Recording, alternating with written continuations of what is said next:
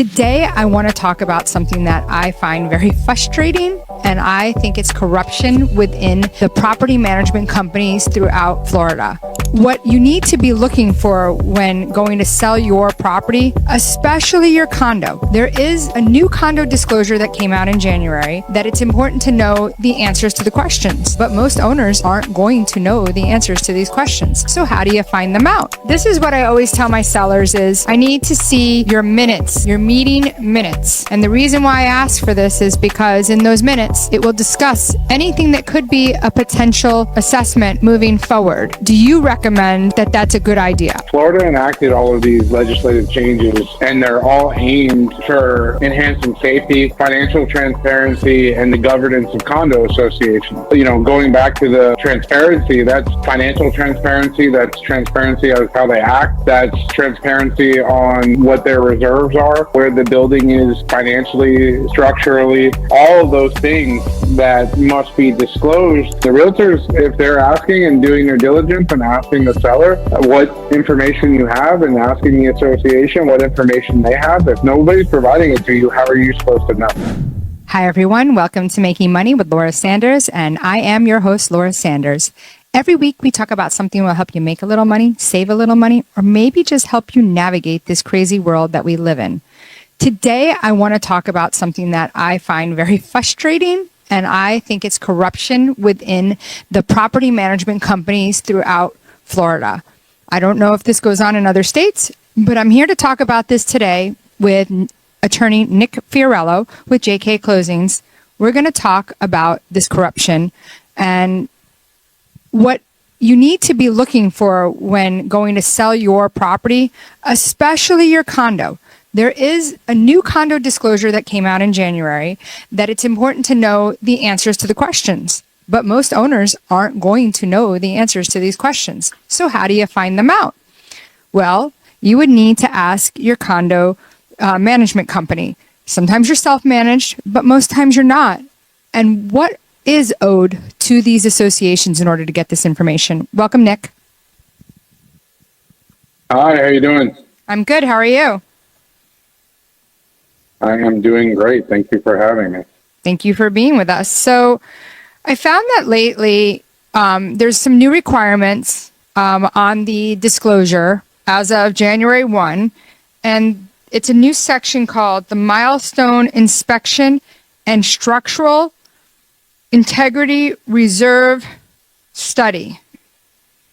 Okay? And it says, has anything appeared in the association's agenda or minutes regarding milestone inspections and structural integrity reserve study for your complex? So this is what I always tell my sellers is I need to see your minutes, your meeting minutes. And the reason why I ask for this is because in those minutes, it will discuss anything that could be a potential assessment moving forward. Do you recommend that that's a good idea? Definitely. This all stems from the Surfside collapse a couple years back. Florida law has moved forward in a way to combat these either crooked, associations or management companies, or trying to shelter residents from a negligent board or a negligent, management company. So, asking for this information that the condos are required to now have is really important, because at the end of the day, Florida law requires a seller of residential real property to affirmatively disclose to a buyer all known facts, material affecting the value of the property, which are not readily observable and are not known to the buyer. So inherently, these things going on in the back end of an association are never going to be known by a buyer. Correct. So this is really something to be protective for the agent and for the seller, because ignorance is not an excuse. Just like when you're doing your taxes, it's not okay to not report all your income. So even though you say, well, my accountant said I didn't need to do it, well, that's not okay. So if they say, oh, my agent didn't tell me, I think that every agent should be getting this, and I think every seller should be making sure that they get this. Now, the agent can't get this information. This is information the seller needs to get directly from the HOA. The next thing is, has the association budgeted for the cost of hiring an engineer to complete, the milestone inspections and structural integrity reserve study? Now, most sellers, unless they're very, very involved, would not know the answers to that question. So again, I had reached out to an association recently, asked these questions, and they told me that this was an estoppel and that we needed to pay for it. These are not estoppel questions. This is on a paper that needs to be filled out by the seller, but I believe that the seller has the right to this information. Would you not agree, Nick? The seller definitely has the right. I mean, and when they're selling their property, a buyer is entitled to receive copies of, governing docs and the financial documents for the association.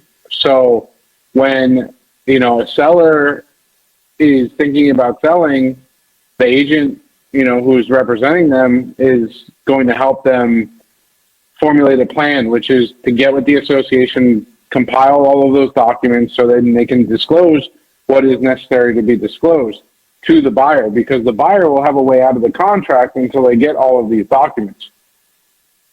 Right. So that's one of the questions that most people don't know, is the frequently asked questions. Now, without that, they can get out up until the day of closing if they have not provided that document. And most sellers do not know that. I've had a lot of condos recently, when I ask for the frequently asked questions, they tell me that we don't have that. And I send them a blank one. I go, we'll fill this out. And they go, oh, you have to pay for that. That shouldn't be the case. That's something that they are required to have. That's something that they are required to have filled out and to be able to be distributed. And if they don't, they have the blank form that you were talking about. They have it available online, and that's when we provide it to them to be filled out. They shouldn't charge for that, because that's something that needs to be provided to a seller when they're selling their property. Right. So that's another thing that I just feel like every time you ask an association to do something, like, I get it, they charge for a background check. Totally, noted, right? They charge, but you ask them anything and they want to get paid for every single thing when they're already getting paid a management fee. That's their job, and they don't want to do the job. No, never. It's a tough place to be when you're selling a condo already, and these companies that are in place, and even the boards, make it a little bit more difficult. And I understand there's a lot on their plates right now due to the change in legislative structure that's been happening in the state, but this is a result of negligent management and negligent running of these associations for years and years and years. But the being short on reserves and that kind of stuff, that's one thing, but not willing to provide information. And when I said to them, this is a new law, you need to provide it. Well, what law is that? And they directed me over to legal till I threw you back in there. And now all of a sudden they're willing to give the information. I don't think that's fair, that's the way as agents we are treated. And I feel that a lot of people need to understand the corruption that is going on within these management companies. And I'm not afraid to say it. Like, they're Definitely. corrupt. Definitely. And that's why we've had significant. Yep. Go ahead. No. I mean, just playing games with you to get people approved. Oh, we didn't get one document when you ask them, do you have everything? And 10 days later, they come back and they say, oh, we're missing this one document. We asked you 10 days ago. And then if you call, they don't answer, they don't return calls, and then they say, well, now it's 30 business days from the day that we accepted it. And, the sellers are upset with you because they're like, well, why is this taking so long? well, we asked if they had everything, but they wouldn't answer us. You know, I've seen a couple good ones where there have been checklists and it has a little checkbox next to everything you need to provide. And that's been super helpful, I've seen from my end. But most of the time you don't have that. And that's not a requirement, but a lot of the other back end requirements that have been done are all leading to the financial and issues that have been stemming from financial and lack of, you know, reserves and stuff like that. But in terms of application, yeah, you're totally right. I mean, they don't answer. When they do answer, it's a one-word response. They don't answer you fully. Then that leads to another delay, and it's not fair to buyers and sellers. It's a little crazy. And then it gives a bad taste to the buyers. But, you know, let's go to commercial break. When we come back, let's talk about, there's still more stuff on this milestone inspections and structural integrity reserve information that's being asked on the condo disclosure. And again, I want our audience to know that you should not have to pay for this information, and you are eligible to get this information directly from your management company. Don't let them push you around. Don't let them tell you it costs money, because it doesn't. So stay tuned. We're going to see our awesome sponsors, and we'll be right back. At JK Closing Attorneys, we do all of the same things that a title company does, but with the benefits of being a law office. We can help with residential real estate, short sales, commercial real estate, refinances, 1031 exchanges, and FRIPTA withholding. Contact JK Closing Attorneys today at 954-332-3111. Again, that is 954-332-3111. Whether you're buying, selling, refinancing, or building your dream home, you have a lot riding on your loan specialist. Max Fish, a top 1% mortgage loan officer in the nation, will give you a same-day qualifying quote. Max Fish is committed to providing his customers with mortgage services that exceed their expectations. Ensuring that you make the right choice for you and your family is his ultimate goal. Contact Max Fish today at 954-729-6933 or max.fisch@nwmcorp.net. Welcome back to Making Money with Laura Sanders, and I am your host, Laura Sanders. So we're here talking about requirements with associations and what is required of you. I'm here with attorney Nick Fiorello, or Nicholas Fiorello, and we're talking about I feel it's corruption. I'm using the word corruption. I know that sounds harsh, but I'm frustrated. I'm frustrated because I think I'm exhausted from every time I list a property with a condo association that I'm pulling teeth to get information.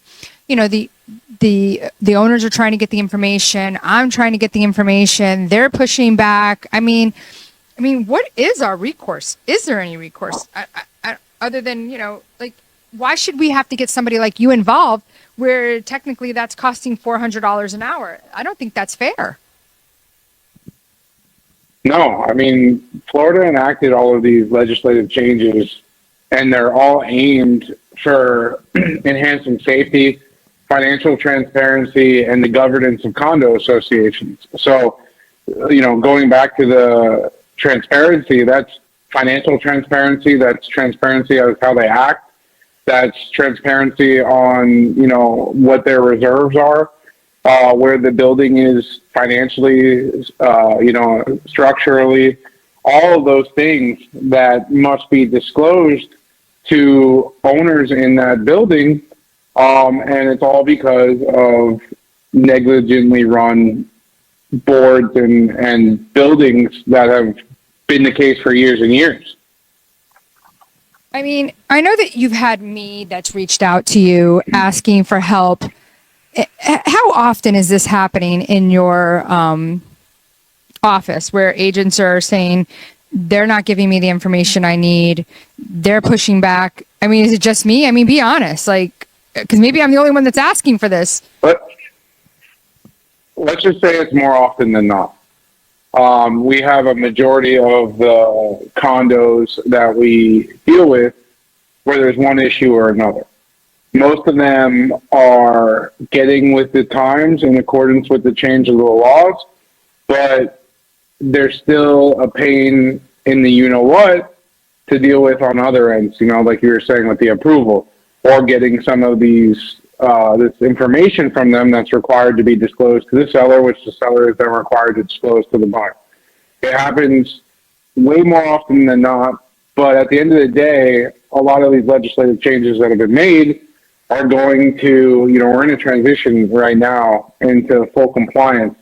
And a lot of these buildings are either almost at compliance, or struggling to get there and working on getting to be in compliance. And then I think, hopefully, with all of these changes, when we get there, it's going to be a lot easier for a seller of a condo in order to sell. I'm not sure if we're 100% there yet. Right. Well, I've told people that, maybe watch the next year. This will tell you where condos need to be, that they'll be actually in their most recent state and stay a little bit more stable. So the next thing that was on this section that was added recently, has the association hired an engineer to complete the milestone inspections and structural integrity reserve study yet? So this is another thing. And these studies are super expensive. And these studies are going to, if they have not even happened yet, beware, it will increase your maintenance, because whatever's founded, if they don't have reserves for it now, they're going to be adding it in the future. And all this has to be completed by, I think it's January 2026. A lot of this had to be done by the end of the year, this past year. I thought so too, by January of 2025, but I'm still seeing things are still kind of going on. So maybe people just aren't compliant. And some of this doesn't apply. Yeah, two-story buildings. Mainly some are not compliant, but yeah, exactly. So 2-story buildings don't apply. Single-story buildings don't apply. These are, 3 stories or higher for some of them, for the structural inspection and for the milestone inspection. So maybe under 30 years of age. The reserve study as well. Exactly. So it's when a building reaches 30 years of age, that's when they need to have this milestone inspection, and then every 10 years after. So we're not going to be waiting for years and years after this. Now there's a requirement every 10 years that they need to be doing these inspections to make sure the building is up to code, up to par, and structurally safe. And then in terms of their reserves are at a level that is going to be necessary to cover any of their, needed changes. But in the meantime, while we transition, we can expect special assessments and other different changes in the assessment structures on what's going to be assessed to each, condo owner. Yeah. So again, these questions are on the new condo seller's disclosure. So I believe, because I've already had it, most sellers don't know the answers to these questions. And by leaving them blank or I do not know, I believe buyers are going to push back. They're going to want to know the answers. So you're going to have to push back with these associations to get the correct answers. So the last... It's also on the contract as well. So actually on the condominium rider of the contract, it's on there as well. So it's actual contractual provision that's going to need to be responded to by a seller when going under contract for a condo unit. Interesting. More work onto my day. Has the association, this is the last one, has the association passed or discussed raising fees or doing a special assessment to pay for costs associated with complying with the milestone inspection or structural integrity reserve?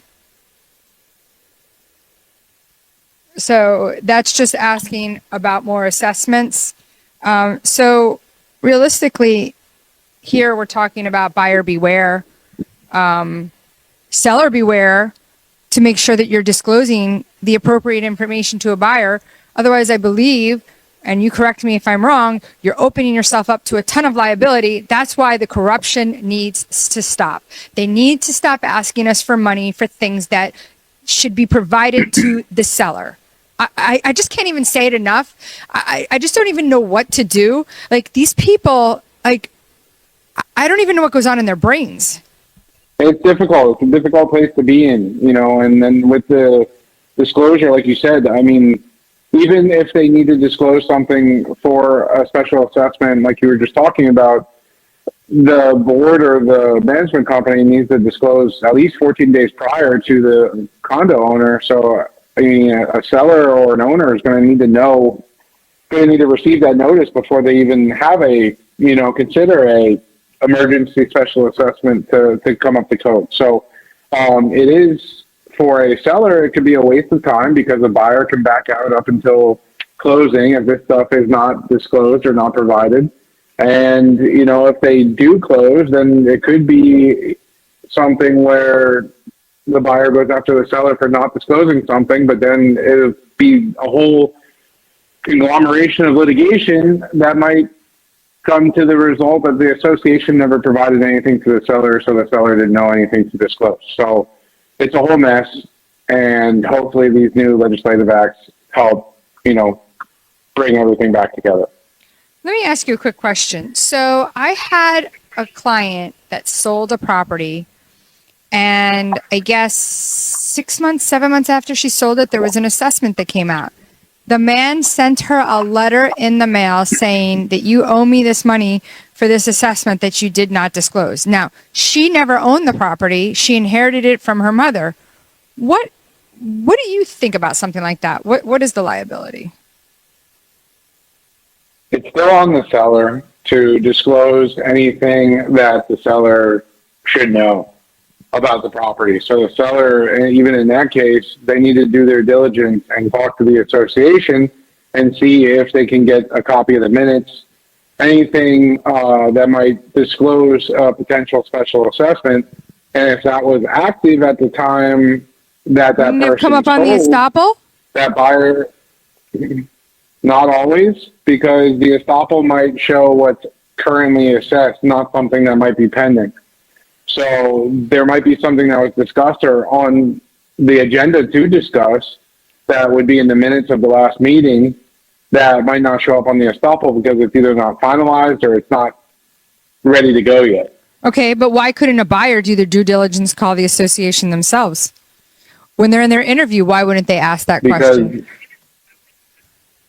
I'm not saying they shouldn't ask that. If you're a buyer, you should definitely do all your diligence. But it's the seller's responsibility as owner of the property to have that information and to disclose that information to a buyer, all stemming to what I had talked about at first, even if they inherited it. Okay.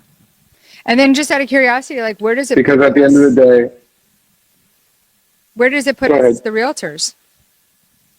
I mean, the realtors, if they're asking and doing their diligence and asking the seller what information you have and asking the association what information they have, if nobody's providing it to you, how are you supposed to know? Yeah. The way the contract used to be written, right? I feel that it was, hey, if you don't know, if you don't know anything, you don't need to say anything, right? Because there's nowhere asking for it. But now I'm very clear that if you know something, let's write it down, because if you write it down, you're not obligated to pay it. You've disclosed it. Unless the contract says that's for something upcoming, right? That hasn't been. Yeah, so, and then that's all part of the negotiation as well. So if it's disclosed up front, then the buyer and seller can talk about it in terms of who's going to be responsible, and that could be part of the seller accepting new offers. They'll take the one that the buyer is willing to take that payment on. So basically, the moral of the story here is that if you're thinking about selling your property, and it doesn't matter what kind of property, but definitely, if you have a condo and you're selling it, you should definitely call Nick Fiorello from JK Closings for representation. It's not required in the state of Florida, but I highly recommend it. The cost is similar to what you're going to pay anyway to the buyer's title company. So I would definitely recommend, if you're thinking about, selling, or buying, definitely give Nick a call. What's the best way to reach you, Nick?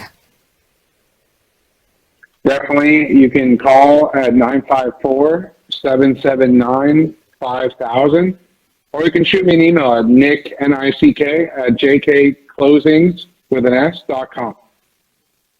And if you're thinking about buying or selling a home and you want the best realtor, well, I'm right here, Laura Sanders, RE/MAX Direct. Only ranking number 11 in the United States for all RE/MAX agents. So that's not too bad considering there's over 130,000 of us. And that actually makes me the number one woman realtor in the United States for RE/MAX. So again, not too bad. But if you're thinking about buying or selling, give me a call. Seriously, 954-650-0827, where I put you first. And don't make a move without me. Till next week. See you then.